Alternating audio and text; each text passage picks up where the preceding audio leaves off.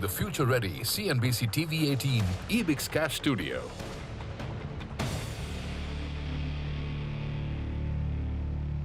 Hi there, you're watching us here on Midcap Radar from the CNBC-TV18 eBix Cash Studio. I'm Manglam Malu. With me is Sonal Bhutra. It's weak for the screens.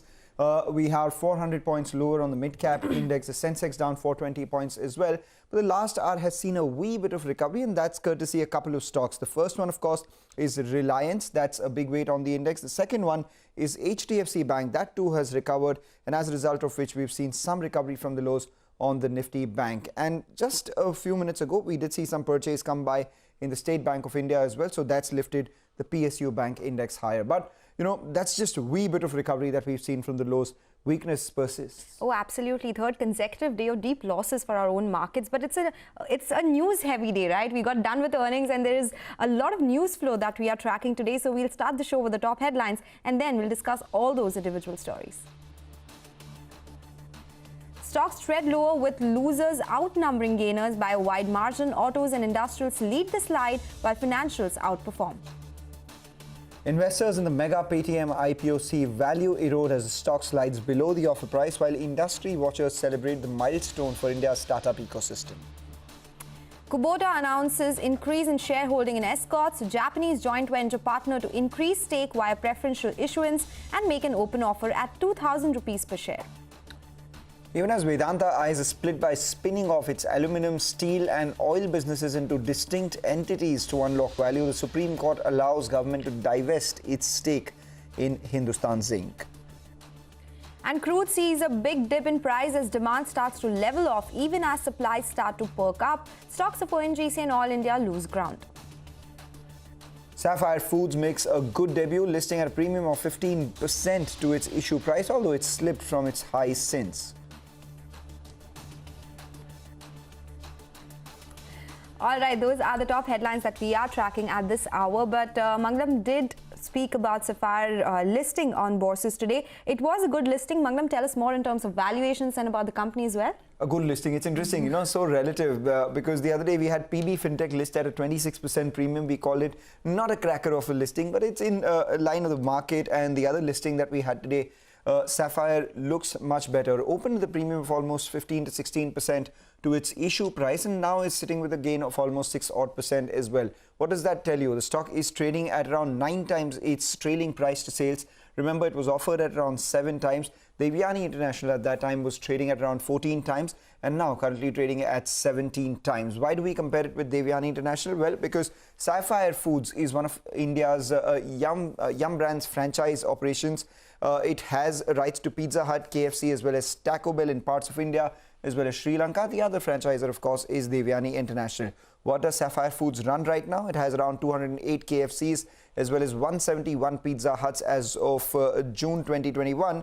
And in Sri Lanka has around 67 Pizza Huts as well as 2 Taco Bell. They pay around 6 to 6.5% sort of their sales as royalty to Yum Brands, and the rest, of course, is their revenue and EBITDA, which they have a margin of around 11 to 12% in the last reporting period. The key risks or the key issues is that, one, there is limited territories of growth because growth is demarcated for both the players in India. Secondly, they don't have delivery rights to a lot of the geographies, even as they do have delivery rights for a lot of the brands, but for Pizza Hut, not so much for all the geographies. The entire issue is an offer for sale. So at the same time, you know, you don't get all the money coming into the company. In fact, most of them go to the promoters as well as the selling shareholders.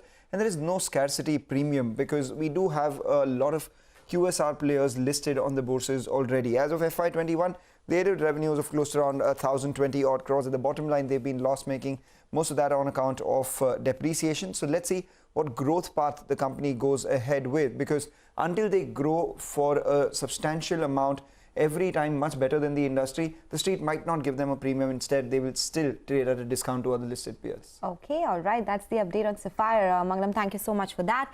But let's move on. It's a listing heavy day as well. Paytm, India's biggest ever public issue, makes a tepid debut, listing with a 10% discount to its issue price and slipping further since. Yash, who is at the BSE, joins in with more details. Yash.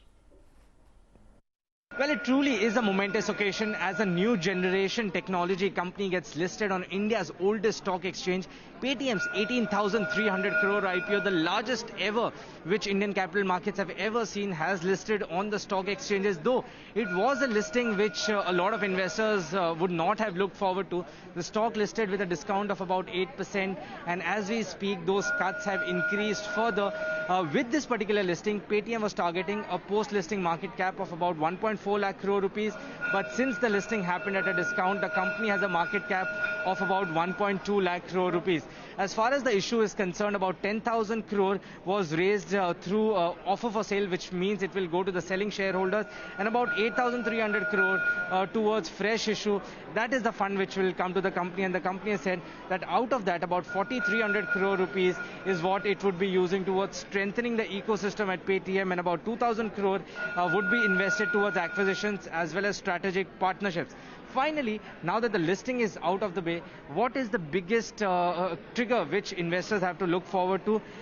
And that is Paytm's current ecosystem. It has about 333 million customers, 114 million annual transacting users, 21 million registered merchants. And if India's payment system has to grow at 5 times by FY26, then Paytm would be the biggest beneficiary.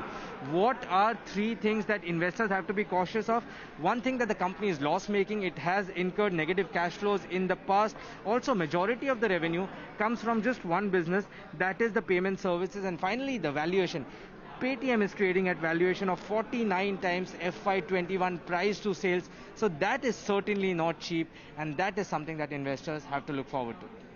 Take that point. That is something that investors have to look forward to, Yash, and they are. In fact, the stock is down to almost 23% odd. But let's also hear out what Paytm founder Vijay Shekhar Sharma had to say at the listing ceremony. Today is the day when I believe India raises up to another milestone, when not just the government of India enterprise or a large corporate conglomerate enterprise can proudly say that we could list, we could bring it to stock exchange, and we could build probably one of the largest IPO in the country. Today is the day when that happens, ladies and gentlemen. Today is the day when that happens. I can't say it with enough conviction and words that I believe that today's India is meant for stories like this and many more stories like this to come up. Definitely, notwithstanding the decline that we've seen in the stock price, that it is a good story for the Indian startup ecosystem. Earlier today, we also spoke with Ramesh Mantri, who's the director of investments at White Oak Capital. He also had some views about the challenges faced by the startup. Paytm has been an absolute pioneer in digital payment space, yet they face challenges with new disruption, particularly UPI-led disruption. Payments is difficult to monetize, but it's a great funnel to acquire customers. And because you have to make, it's a very high frequency usage, it ends up being one of your top apps in your phone. So there's high customer engagement. And then the monetization model has to be around a lot of ancillary products, in the financial services space. The younger generation in India, and with a country with a median age of 28, there is significant preference for convenience and customer experience, which unfortunately the traditional banks don't do a great job. And that's where the fintech platforms do a great job. All right, that's the Paytm story. But with that, we'll slip into